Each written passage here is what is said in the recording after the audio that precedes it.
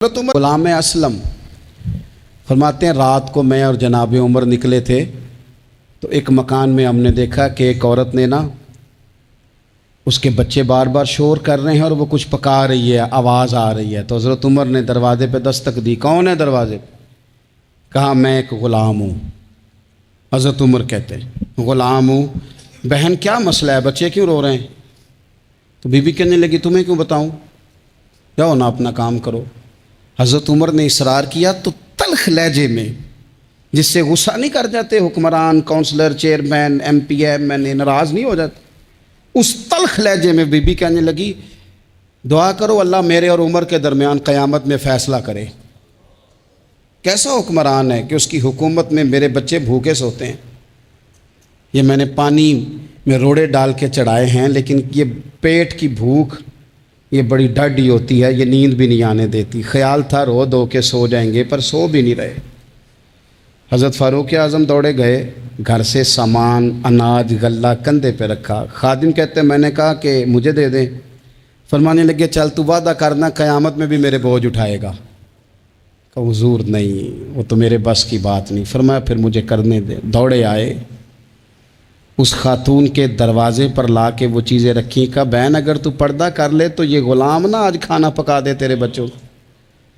پھر وہ گھی چڑھا کے، چینی ڈال کے، کچھ سامان پکتا تھا وہ کھانا پکایا۔ غلام کہتے ہیں جب پھونکے مارتے تھے تو داڑھی سے دھواں نکلتا تھا، آگ جلاتے تھے دھواں نکلتا، پھر کھانا پکایا، پھر ان بچوں کو کھلایا۔ پھر حضرت عمر فاروق رضی اللہ تعالیٰ عنہ نا تھوڑے پیچھے بیٹھ گئے تو بچوں کے ساتھ اس طرح کی باتیں کرنے لگے کہ وہ ہنس پڑے۔ جناب اسلم کہتے ہیں بچے اس بیوہ کے ہنستے تھے، بچے ہنستے تھے اور عمر روتے تھے۔ جب وہ ہنستے تھے تو فاروق روتے تھے۔ پھر وہ بچے آہستہ آہستہ لیٹنے لگے، اور جب وہ سونے کی طرف بڑھنے لگے تو حضرت عمر کہنے لگے بہن میں جاؤں؟ کہنے لگی رب تیرا بھلا کرے، میرا کلیجہ پھٹ جاتا اگر میرے بچوں کو آج شام بھی روٹی نہ ملتی۔ تو سیدنا فاروق اعظم رضی اللہ تعالیٰ عنہ کہنے لگے پھر تو میرے لیے دعا کرے گی؟ کہنے لگی میں دعا کرتی ہوں اللہ عمر کی جگہ تیرے جیسا کو نیک آدمی بٹھا دے۔ تو حضرت عمر کہنے لگے ایک چھوٹی سی گزارش بھی مان لو گی؟ کا کیا؟ فرمانے لگے کوئی یہ میری خدمت اگر پسند آئی ہے تو عمر کو معاف نہیں کر دیتی؟ غلطی ہو گئی، اسے پتہ نہیں تھا۔ اپنے منہ سے کہنے لگے سیاںا بھی نہیں، باشعور بھی نہیں، اسے چاہیے تھا خلافت کی ذمہ داریاں نہ لیتا۔ لیکن حضرت صدیق نے کہا تو وہ مان گیا، لیکن بہن میں اسے جانتا ہوں، بزدل بڑا ہے، کمزور بڑا ہے، ضعیف بڑا ہے، اگر تو قیامت میں اس کی شکایت لگائے گی تو بڑا کمزور پڑ جائے گا، اس کے لیے مشکل ہو جائے گا۔ تو کہنے لگی اچھا اگر تو اتنی سفارش کرتا ہے تو جا، میں نے عمر کو معاف کیا۔ حضرت فاروق اعظم نے چہرے سے کپڑا ہٹایا تو بی بی کہنے لگی اوہو آپ عمر ہیں؟ آپ فرمانے لگے میں جو بھی ہوں تو وعدہ کر چکی ہے کہ تو نے عمر کو معاف کیا۔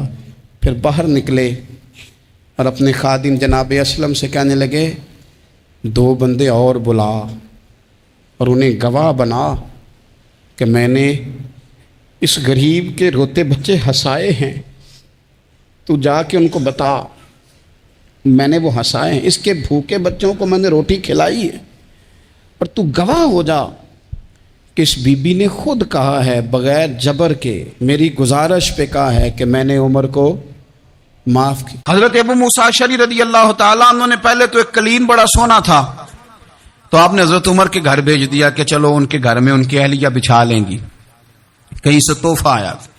پھر وہ جس کمرے میں مال غنیمت اور خزانہ رکھا جاتا تھا اس کی صفائی کر رہے تھے تو ایک دینار مل گیا، تو وہ دینار بچے سارے جا رہے تھے تو ان میں سے حضرت عمر کے ایک بیٹے کو چھوٹے کو بلایا اور بلا کے کہا پتر یہ دینار لے لو۔ حضرت عمر نے دیکھا کہ بیٹے کے ہاتھ میں دینار بھی ہے اور گھر میں قالین بھی ہے۔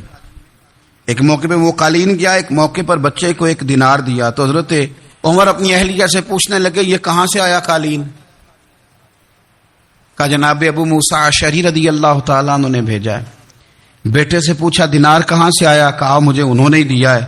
آپ نے وہ دینار بھی لیا اور قالین بھی لیا اور اس کو لپیٹا اور جناب ابو موسیٰ اشعری کو بلایا اور اتنے سخت ناراض تھے، فرمانے لگے ابو موسیٰ اشعری سے کہنا میرے پاس پیدل آئے، گھوڑے پہ نہ آئے۔ اور جب آئے حضرت ابو موسیٰ اشعری تو جناب عمر اتنے ناراض ہوئے کہ وہ قالین لپیٹ کے تو ان کے سر پہ مار دیا۔ فرمانے لگے پکڑو اپنا دینار، تمہیں پورے مدینے میں میرے بیٹے کے علاوہ کوئی اور نہیں ملے تھا جسے تم خراب کر سکو، میرا پتر ہی ملا تھا بگاڑنے کی، کس نے اجازت دی تم میرے بیٹے کو دینار دو؟ کیوں لائے تم میرے گھر میں قالین؟ حضرت عمر فاروق رضی اللہ تعالیٰ عنہ فرمانے لگے میں زمین پہ سونے کا عادی ہوں، زمین چٹیل بھی ہو تو رب کا بندہ بن کے سوتا ہوں تو اللہ مجھے آرام اور سکون کی نیند عطا فرما دیتا ہے، مجھے تمہارے مخملوں کی اور قالینوں کی ضرورت نہیں ہے۔ احتساب یہاں سے شروع ہوتا ہے بھائی، یہاں ہم نہ اپنے گھر میں بیٹھ کے مایوس باتیں کرتے ہیں، اور فلانے کے بچے کہاں پہنچ گئے، فلانے کے بعد بڑا پیسہ آ گیا، میں کچے مکان میں رہوں، میں یہ کروں، دیکھو مجھے نہیں سہولی۔ یہ تو آپ مایوسی والی باتیں کر رہے ہیں، یہ تو آپ کمزور باتیں کر رہے ہیں، یہ تو اس طرح کی باتیں تو ہارے ہوئے لوگ کرتے ہیں۔ اس طرح کا لب و لہجہ تو ان لوگوں کا ہوتا ہے جو احساس کمتری کا شکار ہوتے۔ یہ آپ نے کس طرح کا لب و لہجہ؟ اور اپنے بچوں کو آپ بھکاری بنا رہے ہیں تاکہ دوسروں کو دیکھیں تو مایوس ہو جائیں۔ اٹھ باندھ کمر کیوں ڈرتا ہے، پھر دیکھو خدا کیا کرتا ہے۔ آپ کا جو احساس ہے وہ اتنا خوبصورت ہو، آپ کے لہجے کے اندر اس قدر ٹھہراؤ ہو، آپ کو اطمینان آ چکا ہو، اور آپ کے بچے کبھی بھی کمپیریزن نہ کریں اپنا کسی کے ساتھ، کبھی بھی انہیں کرنے نہ دیں۔ آپ وہ کبھی یہ بات نہ کریں کہ فلانے زیادہ اچھا کھاتے پیتے ہیں تو ہم کدھر ہیں، کرنے نہ دیں انہیں بتائیں کہ بیٹا اپنی مٹی پہ چلنے کا سلیقہ سیکھو، سنگ مرمر پہ چلو گے تو پھسل جاؤ گے۔ ان کو بتائیں کہ جو تمہارے پاس ہے یہ خدا کا عطیہ ہے، اسی پر تم نے قناعت کرنی کبھی بھی۔ حضرت زید بن حارثہ سے نبی پاک صلی اللہ علیہ وسلم کو بڑا پیار تھا، پھر ان کے بیٹے حضور کے غلام زادے حضرت اسامہ بن زید کے ساتھ بھی حضور بڑا پیار کرتے، لیکن یہ تو مسلمہ حقیقت ہے نا کہ عظمت اور شان تو سیدنا فاروق اعظم کی زیادہ ہے۔ امت کا اتفاق ہے کہ نبیوں کے بعد سب سے بڑا درجہ جناب صدیق اکبر کا، اور پھر اللہ نے مقام عطا کیا حضرت فاروق اعظم کو، یہ بڑے لوگ تھے۔ ایک دفعہ مال تقسیم ہو رہا تھا تو حضرت عمر رضی اللہ تعالیٰ عنہ نے نا حضرت اسامہ بن زید کو 4000 دینار دیے اور اپنے بیٹے عبداللہ ابن عمر کو 3000 دینار دیے۔ تو حضرت عبداللہ ابن عمر گھر جا کے کہنے لگے ابا جی اسامہ میں وہ کون سی خوبی ہے جو میرے اندر نہیں، اور اسامہ کے باپ میں وہ کون سی خوبی ہے جو آپ کے اندر نہیں۔ تو حضرت عمر کی عاجزی دیکھیے، حالانکہ بالاتفاق دنیا جانتی ہے کہ جناب عمر فاروق رضی اللہ تعالیٰ عنہ افضل ہیں، پھر بھی پتہ اپنے بیٹے سے کیا کہتے ہیں؟ فرماتے ہیں او سن یار، وہ خدمت گزار ہیں نبی پاک کے، وہ بھی حضور کے گھر میں ڈیوٹی کرتے، نوکری کرتے، اور ان کے بیٹے بھی حضور کی نوکری کرتے، یہ خدمت گزار ہیں۔ فرمانے لگے اگر تو نے پوچھ لیا تو سن، پھر میری تو رائے یہ ہے کہ تیرے سے زیادہ اسامہ بن زید حضور کی نظر میں پیارے ہیں، اور اسامہ کا باپ تیرے باپ سے زیادہ نبی پاک کا پیارا ہے۔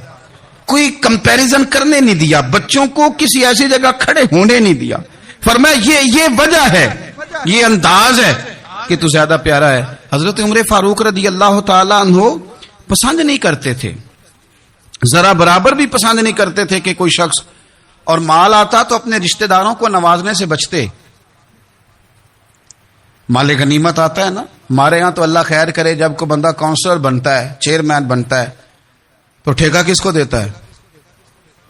کوئی چلو بھتیجا مل جائے، کوئی بھانجا مل جائے، کوئی چھوٹا بھائی، اسے بھی کام مل جاتا ہے ساتھ۔ نوازنے پہ لوگ آتے ہیں تو وہ تلاش کرتے ہیں کہ کہاں کہاں کو میرا ہے، وہ ٹینڈر ہی ان کے نام کے پاس ہوتے ہیں جن کی طرف ذرا نظر کرم زیادہ ہوتی۔ حضرت عمر فاروق مال تقسیم کر رہے تھے تو بیٹی آگے کہنے لگی ابا جی رشتہ داروں کا بھی حق ہوتا ہے، آپ سب کو دیتے ہیں، آپ کے اپنے آپ کے قریب ہی نہیں آتے۔ تو حضرت عمر فاروق نے کیا لفظ کہے، کیا حقیقت ہے، کیا حسن ہے، فرمانے لگے پتر یہ مال تیرے باپ کا نہیں مسلمانوں کا ہے، جب تیرے باپ کا ذاتی مال ہوگا تو اپنے رشتہ داروں کو دے گا. یہ مسلمانوں کا مال ہے, یہ اسی حساب سے تقسیم ہوگا جو عدل کا حساب ہے, جو ترازو ٹھیک ہے. فرمایا تو مجھے یہ مشورہ نہ دے, یہ مسلمانوں کا مال. یہاں سے نظام احتساب شروع ہوتا ہے, یہاں سے انسان آگے بڑھتا ہے, اور پھر کوئی تکلف نہیں کسی پر. حضرت عمر کا کوئی چھوٹا ہے یا بڑا ہے. حضرت ابو سفیان رضی اللہ تعالیٰ عنہ سردار رہ چکے ہیں مکے کے, بڑے آدمی, لیکن نظام احتساب میں کوئی چھوٹا بڑا نہیں ہوتا. حضرت عمر فاروق مکہ مکرمہ گئے تو لوگوں نے کہا حضور جناب ابو سفیان نے نا گلی میں پتھر رکھے اور بہت سارے لوگوں کو رستوں میں تکلیف ہو رہی ہے. تو حضرت ابو سفیان رضی اللہ تعالیٰ عنہ سے بھی لوگ کہہ دیتے تو وہ بھی اٹھا دیتے, لیکن لوگوں نے چونکہ وہ سردار تھے, بڑے تھے, تو لوگوں نے ان سے کہا نہیں.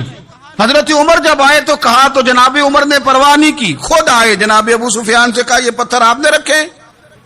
کہا حضور ہاں. فرمایا یہ بھی اٹھائیے, یہ بھی اٹھائیے, یہ بھی اٹھائیے.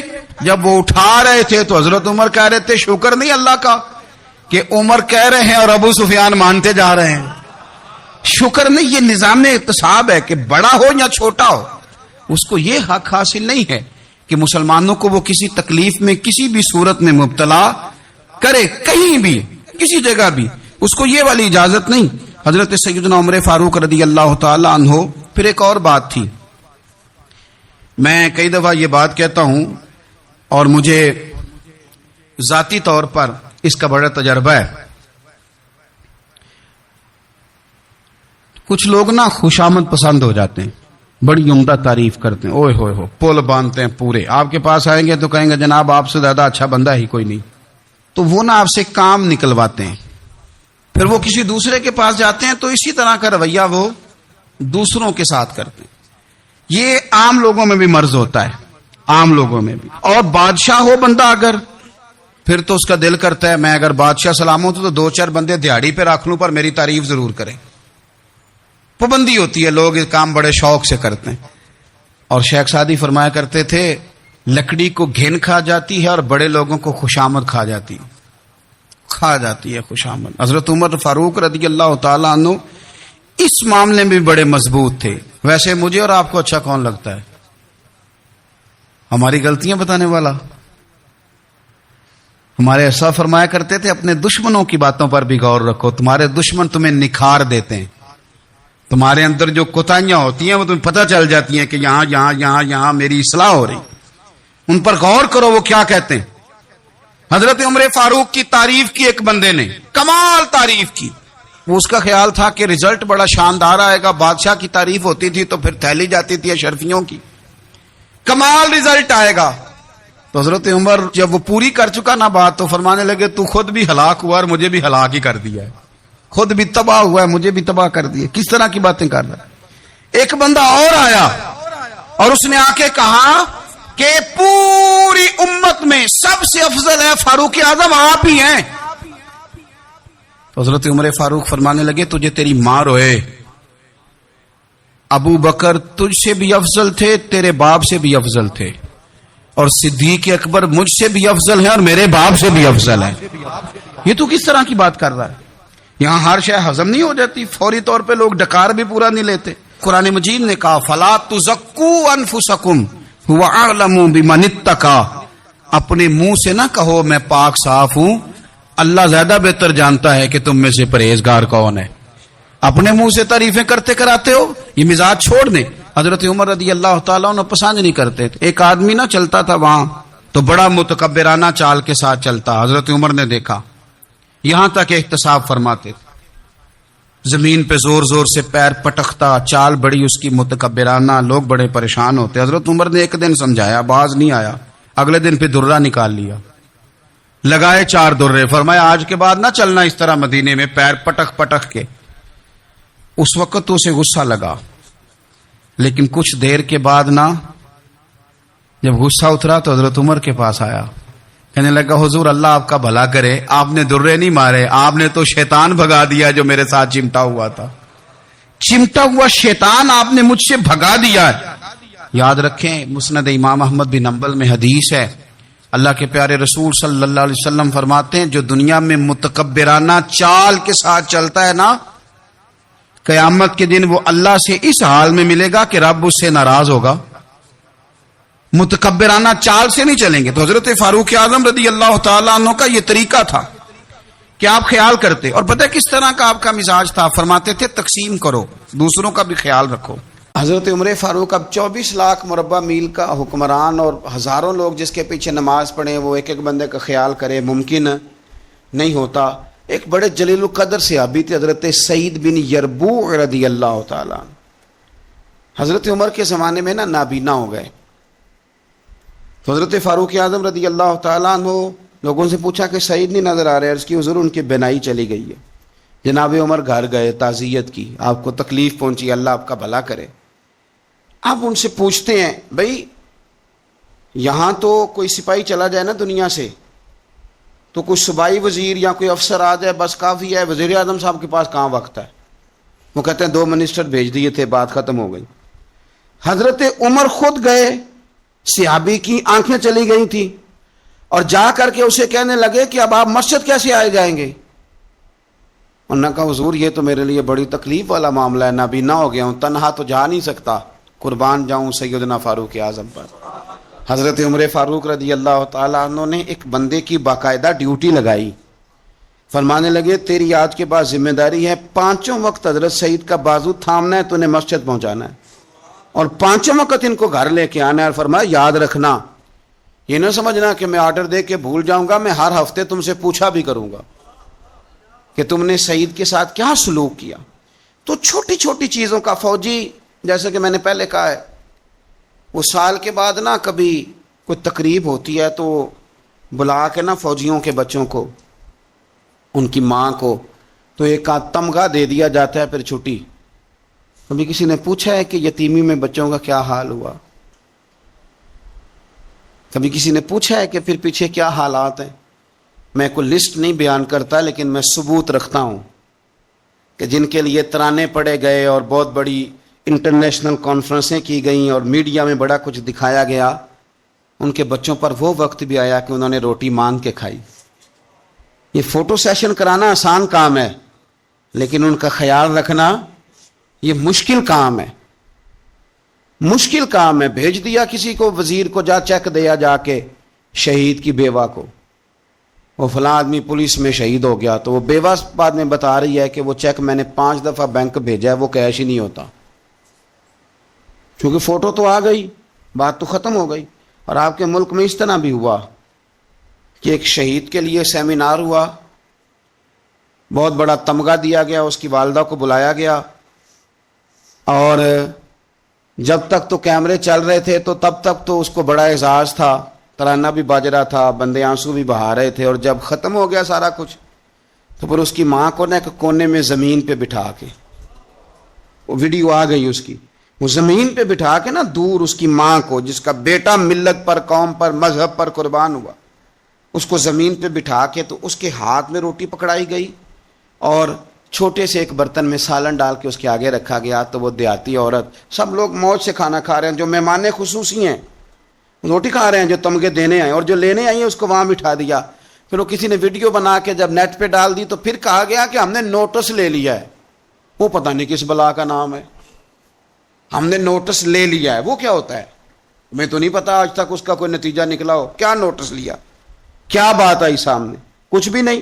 وہ جی پتہ کر رہے ہیں، وہ 2-4 بندوں کی کمیٹی بنا دی ہے، وہ کمیٹی خیال کرے گی۔ کیا صاحب آپ بات کرتے ہیں؟ آؤ میں آپ کو نبی پاک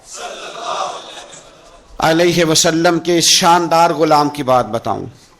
صحیح بخاری میں حدیث، صحابہ کہتے ہیں حضرت عمر فاروق رضی اللہ تعالیٰ عنہ کے پاس ایک خاتون روتی ہوئی آئی، کہنے لگی خاوند میرا شہید ہو گیا اور 4-5 بیٹیاں چھوڑ گیا، تو گھر میں تو بکری کا کھور بھی نہیں، کوئی چیز نہیں کھانے پینے کے لیے۔ فاروق اعظم رضی اللہ تعالیٰ عنہ نے کمیٹی نہیں بنائی، چیک نہیں دیا، وہ ایک اچھا سا اور ایک خوبصورت سے پیکج کا اعلان نہیں فرمایا، بلکہ فاروق اعظم نے ایک اچھا تازہ تگڑا اونٹ مال غنیمت کے اونٹوں میں سے لیا اور 2 بوریاں اپنے ہاتھوں سے اچھے راشن کی بھری، اس کے اندر ڈھیر سارے نگد پیسے بوریوں میں ڈالے اور وہ دونوں بوریاں اونٹ کے اوپر اپنے ہاتھوں سے، بخاری پڑھ رہا ہوں، ان کی رسیاں باندھی، پھر اس عورت کے ہاتھ وہ لگام تھمائی اور اسے کہا پتر میں نے تجھے اتنا مال دے دیا ہے کہ جب تک یہ ختم ہوگا نا انشاءاللہ تب تک تیرے حالات بھی اللہ بدل دے گا،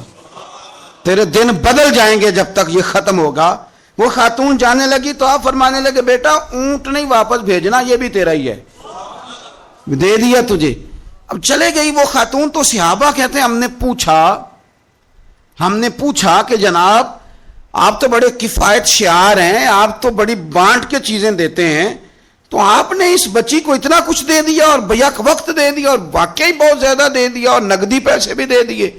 حضرت عمر فرمانے لگے تم نہیں نہ جانتے، میں جانتا ہوں، یہ میرے نبی پاک کے صحابی حضرت خفاف بن ایمار رضی اللہ تعالیٰ عنہ کی صاحبزادی ہے، اور میں نے حدیبیہ کے مقام کے اس کے باپ کو حضور کی خدمت کرتے دیکھا ہے، میں نے انہیں جنگیں لڑتے دیکھا ہے، اس کے باپ کو، اس کے بھائی کو۔ فرمایا وہ تو بچی آئی ہے تو میں تمہیں کیا بتاؤں، مجھے تو تکلیف شروع ہو گئی ہے کہ اسے آنا کیوں پڑا ہے، خدا کے بڑھ کے میں کیوں خدمت نہیں کر سکا، اسے آنا کیوں پڑا۔ عزیز دوستو یاد رکھنا، اصلہ نال جے نیکی کریے تے نسلاں تاک، کچھ لوگ ایسے ہوتے ہیں جنہیں قدر ہوتی ہے، وہ قربان کر دیتے ہیں ہر شے، لیکن اصولوں پر کبھی سمجھوتا نہیں کرتے۔ حضرت سیدنا فاروق اعظم رضی اللہ تعالیٰ انہوں نے اتنا نوازا اس اور پھر اثار کر کے نوازتے تھے۔ ہمارا یہ مزاج بن گیا کہ جو شے بھی آئے پہلے میرے گھر آئے، اور لوگ کئی دفعہ گھر بچاتے بچاتے سارا کچھ ضائع کر بیٹھتے، ہر شے، ہر چیز، حتیٰ کہ معاذ اللہ دین ایمان بھی، دعائیں بھی، پیسہ بچ جائے، گھر بچ جائے، باقی جو شے جاتی ہے وہ جائے۔ لیکن سیدنا فاروق اعظم کا رنگ بڑا انوکھا ہے، انداز بڑا نرالا ہے۔ ایک جگہ سے نا چادریں آئیں بہت ساری، میرا خیال ہے کہ جو بہترین چیز ہوتی ہے نا وہ لوگ پہلے گھر رکھ لیتے ہیں۔ یہ قربانیاں ہوئی ہیں نا جی، تو 4 5 رانے ہیں جنہوں نے 6 بکرے کیے، وہ پہلے انہوں نے سائیڈ پہ کر لی۔ مجھے ایک سنگی بتانے لگے کہ اس دفعہ آپ کی دعا سے خیر ہوئی ہے، ہم نے مکس کر کے گوشت بانٹا ہے، ورنہ پہلے اسی طرح کرتے تھے کہ جو رانے ہیں نا وہ ساری سائیڈ پہ کرو اور باقی پھر اکٹھا کر کے اللہ کے رستے میں دے دو۔ اللہ کی راہ میں جو دینا ہے، جو اپنی راہ میں دینا ہے اس کا طریقہ، اور اللہ کی راہ میں دینا ہے معاذ اللہ تو اس کا سٹائل اور ہے۔ فرمانے لگے کہ چادریں آئیں اور بڑی بڑی قیمتی چادریں آئیں، تو فاروق اعظم رضی اللہ تعالیٰ عنہ نے کوئی اس میں تخصیص نہیں کی، 1 2 3 4 بانٹتے رہے، چادریں تھی عورتوں والی۔ اب جو سب سے نیچے سے چادر نکلی وہ اتفاق سے بڑی شاندار نکل آئی، آخر میں جو رہ گئی نا، صبر کریں تے موتی مل سن تے ذکر کریں تے ہیرے، یہ صبر کریں تے موتی مل سن، ذکر کریں تے جے پاگلا وانگو رولا پاویں، نہ موتی نہ صبر کریں تے موتی مل سن، ذکر کریں تے۔ آج کل لوگ شور ڈال کے سارا کچھ کرنا چاہتے، تو چپ کر کے کونے میں بیٹھ جا، تو بیٹھا رہے، تو ڈرنا دے، پوچھنے والا خود ہی تجھ سے پوچھ لے گا تو کدھر سے آیا ہے، وہ ختم ہو گئی بات۔ صبر کیا نا جب، وہ چادریں ساری، تو ایک چادر اب اپنے گھر والوں کے لیے انہوں نے چادر ابھی دینی تھی، وہ سب سے نیچے قیمتی چادر نکل آئی، تو چادر بڑی حسین ہے اور باری بھی حضرت عمر کی لگ گئی، ان کے گھر جانی تھی چادر ان کی اہلیہ کے لیے۔ تو ایک صحابی کہنے لگے یہ آپ کی زوجہ جناب ام کلثوم رضی اللہ تعالی عنہا پر بڑی جچے گی چادر، بڑی حسین ہے، اور یہ خاتون اول کو بڑی جچے گی۔ تو حضرت عمر کہنے لگے ام سلیت رضی اللہ تعالی عنہا ایک خاتون ہے، یہ چادر انہیں دوں گا۔ کہا ان کو کیوں دیں گے؟ فرمانے لگے اس لیے کہ احد میں جب بہت سارے لوگ زخمی ہو گئے تھے تو میں نے اس بی بی کو دیکھا تھا مسکیزہ اٹھا کے نبی پاک کے غلاموں کو پانی پلا رہی تھی، تو یہ خوبصورت چادر اس کے حصے میں آئے گی جس نے رسول اللہ کے دین کی خدمت کی۔